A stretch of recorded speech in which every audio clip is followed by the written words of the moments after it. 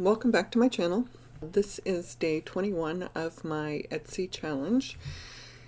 If you're new to the channel, I'm Brenda, and today we're going to do a 21-day update of my Etsy challenge.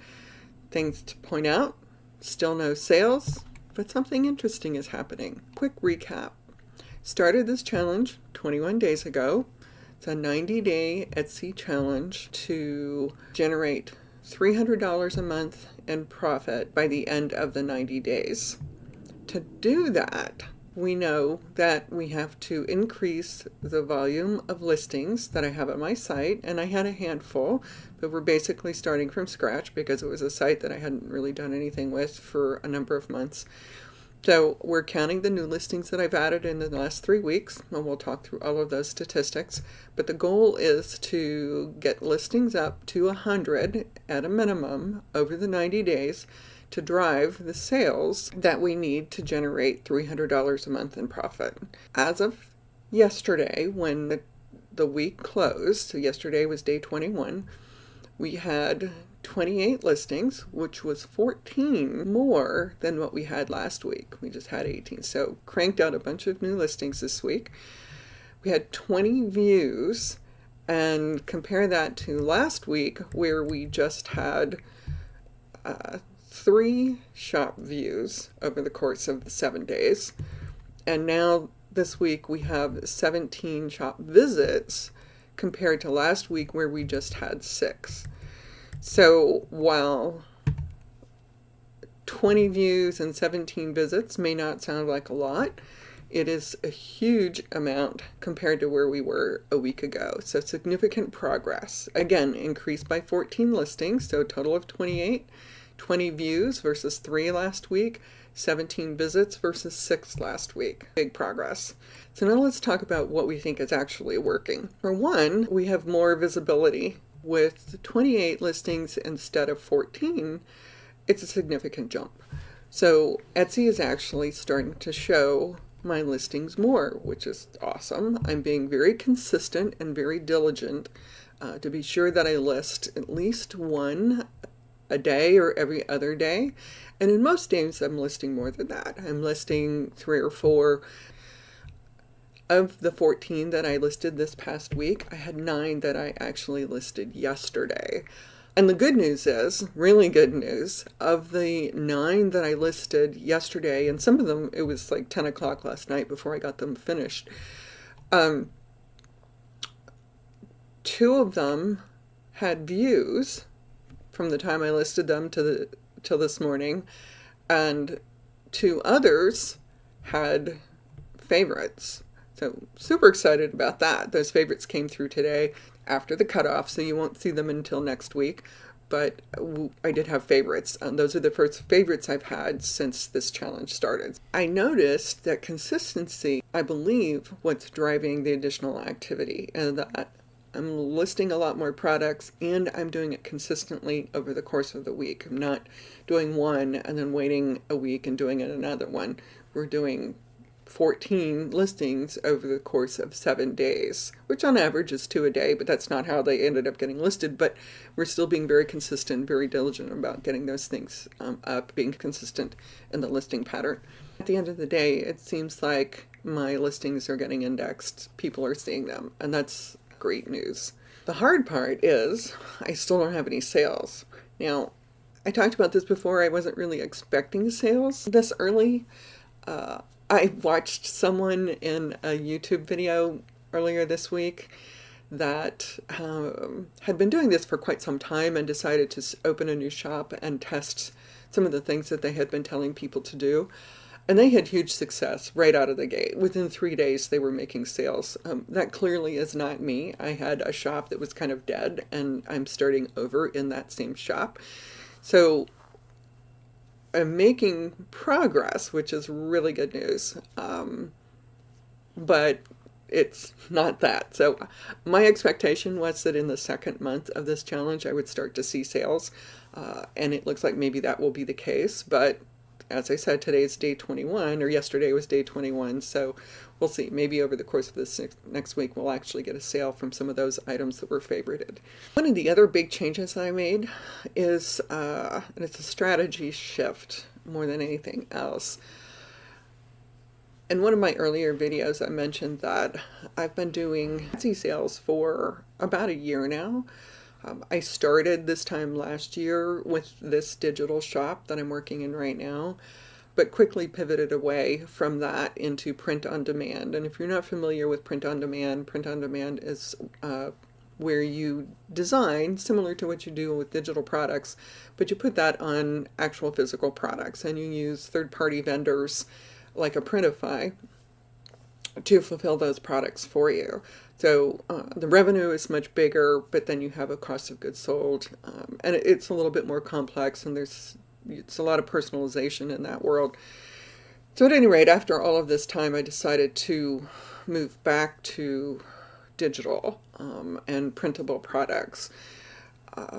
And so in the course of doing all of that, I was managing my SEO a little bit differently than what I'm doing now. So again, on my print-on-demand shop, I kind of had a little bit of shiny object syndrome, in that every time a new product came up that I really liked, and some new guru came out and said, hey, sell this product and make, $1 million. I was like, oh, wow, that's great. I really like that product. I'll start designing for that and see what happens. Well, if you only design a couple of things for a particular product and don't actually fill a whole product niche with products that are targeted to a specific customer base, then, you're not giving them much to look at when there's so many other people out there selling. So you really have to kind of pick a lane and develop products in that lane enough that there's a product out there for somebody who's doing a search, and something for them to see.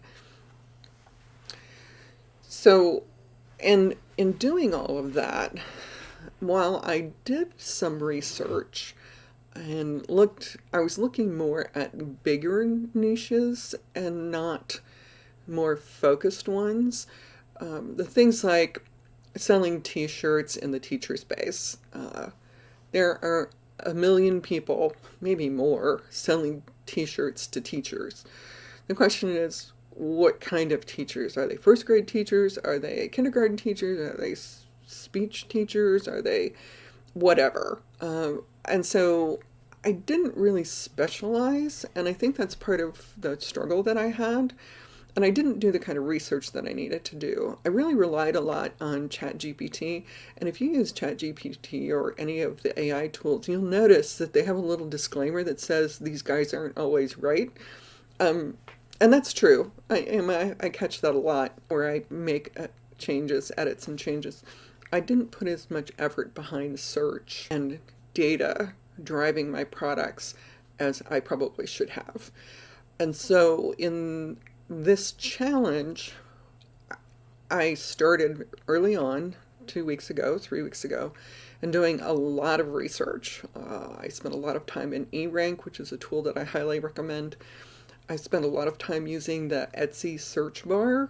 If you go into Etsy and you type in a particular product name, say for example a t-shirt, if you type in t-shirt, the menu will drop down, and there'll be a whole list of things there. And it may be t-shirts for her, t-shirts for him, t-shirts for whatever. And so, but what that does is that populates with popular searches for that particular item that you listed.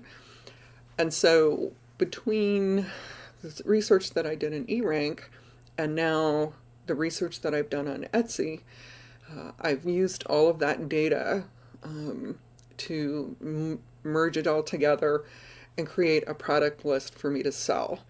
In addition to the product list, and a couple of things that I was looking for in the product list. One, I was looking for high search volume and low competition.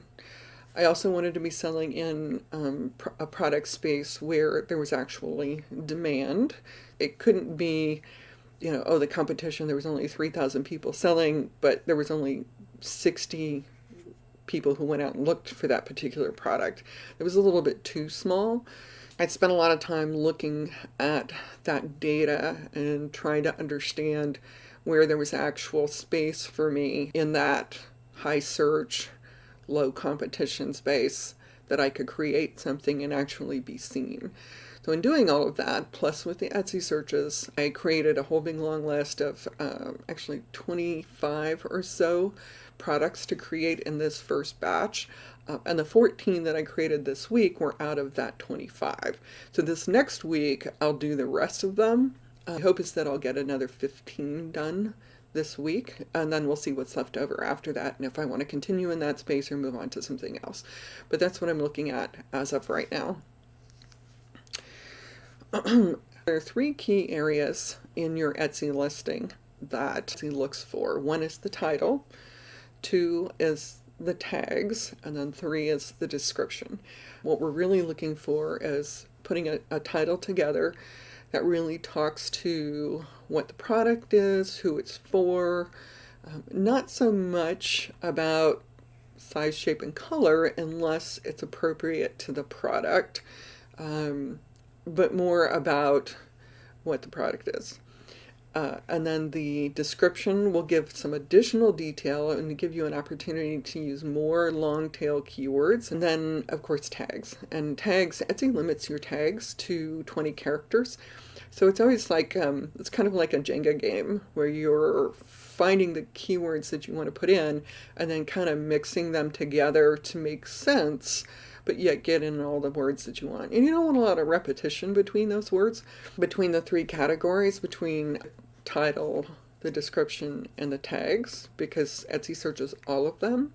But you do want enough that the phrasing makes sense. So those are the 2 big changes that I made in the last 3 weeks. 1 is the listing volume, and again, I committed to doing 7 a week. I'm exceeding that at this point. We're at 28 that we've added total, and I should be at 21.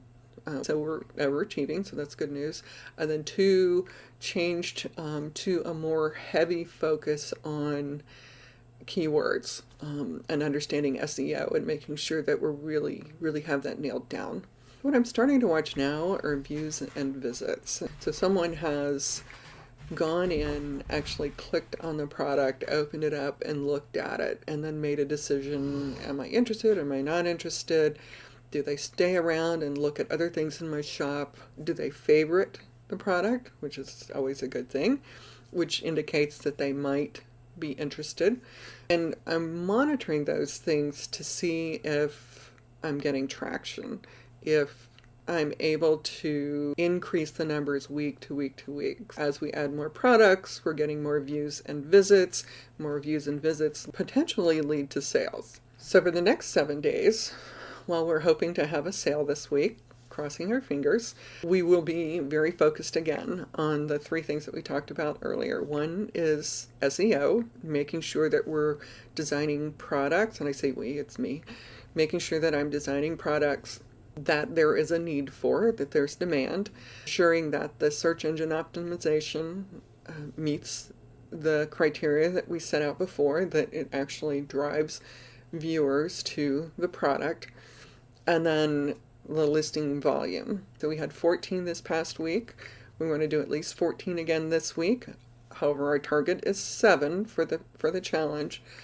My stretch goal is another 14 or 15. We're going to stay with the search engine optimization plan that we've been working. We're going to do research on the product before I design it, and then we're going to use the keywords that we found in our research when we list it. And 3, if we see that something is getting more views and more visits, favorites, then perhaps some of the new items that we list will be what you hear a lot of gurus say, double down on a particular product. So the 2 products that I had favorites for this week, one of the things that I'll do is take a look at that and determine if I need to go back and add some additional products along those same design lines that people found interesting, and so much so that they favorited them.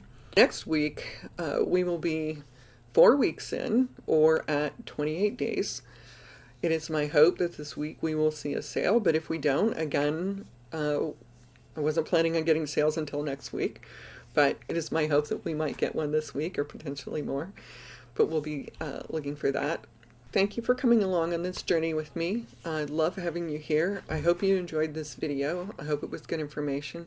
Please like and subscribe, and I would love it if you would put some comments in. I'd love to hear your thoughts on this challenge and where we're headed and any suggestions you may have. If you're in this place with me, whether you're in retirement or approaching retirement and you're looking for some additional income or a way to create an income online for yourself now or in the future, I have created a one-page document, a little freebie that's in the description. Feel free to go in and download that. It's really just designed to ask you a few questions, just give you something to think about as you're trying to decide what direction you want to go. I hope you enjoyed this video. I enjoyed making it for you. I hope to see you again next week. Be sure and like and subscribe, and I will see you then.